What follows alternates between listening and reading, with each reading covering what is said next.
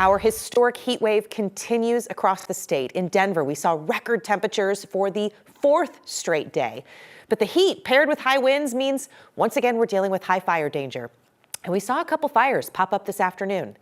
Thanks for joining us. I'm Jennifer Meckles. We'll have much more on our fire danger in just a minute. But first, let's talk about that forecast. Meteorologist Jaden Knowles joins us now tonight to talk about some of these record-breaking days, just one after another. Yeah, that's right, Jenny. You know, finally we have some relief as we head into tomorrow, but boy, was it a warm one today. It felt like summer across this entire state. So far, looking outside right now, nice and comfortable conditions. Our temperatures are still hovering with the upper 70s, low 70s in some locations. We're at 70 degrees at the airport, 76 here in downtown Denver, and also 72 in Central Park. But yeah, we got up to the upper 80s, 86 degrees officially at the airport. That shattered our daily record of 78 degrees, which was set back in 1995. And guess what? That's the hottest temperature that we've seen so far this entire month on record. So overall, current temperatures, we're still talking about the upper 70s in some locations, as well as the upper 60s, the upper 50s, low 60s for the eastern plains, 50s and 40s across the high country, and also the upper 60s for the western slope. So the next 3 days, of course, we do have some relief coming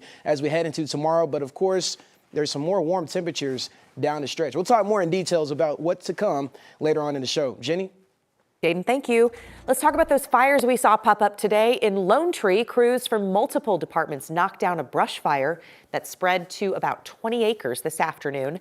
And in Adams County, fire crews worked a large grass fire near the intersection of 48th Avenue and Monaco. Both of those fires were contained quickly. There were no reports of any injuries or structural damage. Now, there are still several evacuation and pre-evacuation notices in place for the fire that's burning down in Fort Carson. Highway 115 nearby also still closed as crews prepare for hot and windy days ahead. Fremont County Sheriff's Office says an evacuation center is set up at Pathfinder Park in Florence. That fire has burned almost 2,000 acres so far. Nobody got hurt so far, no buildings have been damaged, but it is still 0% contained tonight. Most of Colorado is under a red flag warning this weekend. Boulder County again today, the 11th day of a red flag for them already this year, and that's more than some teams will see in a full year on a normal year. Each of these warnings triggers a significant operational shift inside fire departments. On these red flag days, Boulder tells us their wildland department has to increase staffing levels, calling in additional personnel and deploying more specialized wildland equipment for the duration of that warning.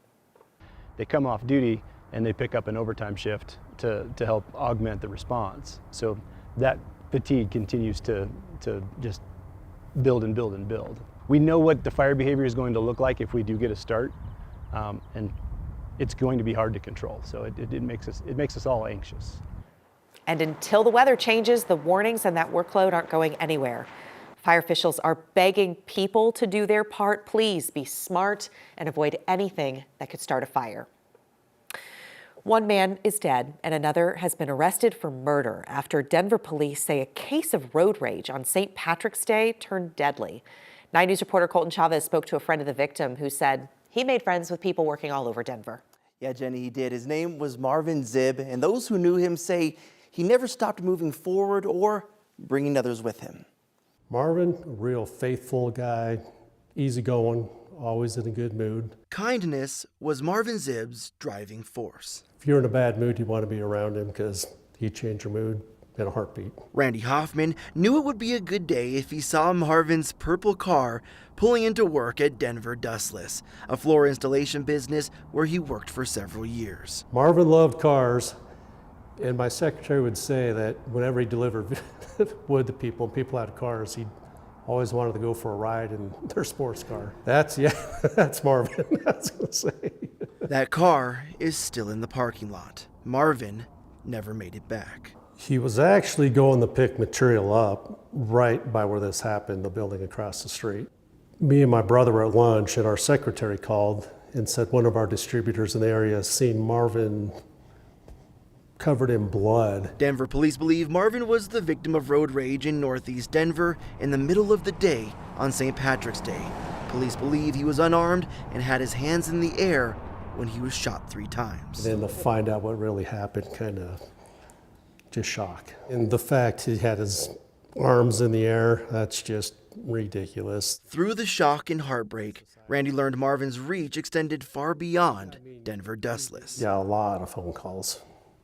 And then from all my contractors calling me that, I never realized Marvin spent so much time with them. Touching more lives than he ever realized. When he get done stocking a house, ask if he could do anything for them. Gone, but still driving people to live a life like Marvin. It makes you look at life a lot different, kind of live how Marvin did, try to keep everything in a positive note. Now, the suspect in this case, Lavon Wedgeworth, has been charged with first-degree murder, but for anyone looking to help support the family, we've shared a link with more information on our website. Colton Chavez, 9 News.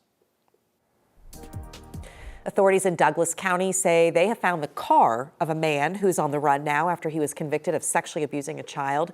They got his car, but he is still missing. Police say the car was found on 5th Street in downtown Castle Rock. George Alberto Campos was found guilty on 5 counts of sexual assault of a child as part of a pattern of abuse. Found guilty on Friday, but officials say Campos failed to show up in court that day to hear his verdict. And authorities found his ankle monitor in a dumpster. Anyone with information on his whereabouts, please call 911. President Trump has gone back to his original stance of endorsing a Republican congressman in Colorado. Trump first backed GOP Representative Jeff Hurd, then disowned him and offered support for his primary challenger after Hurd voted against Trump's tariffs.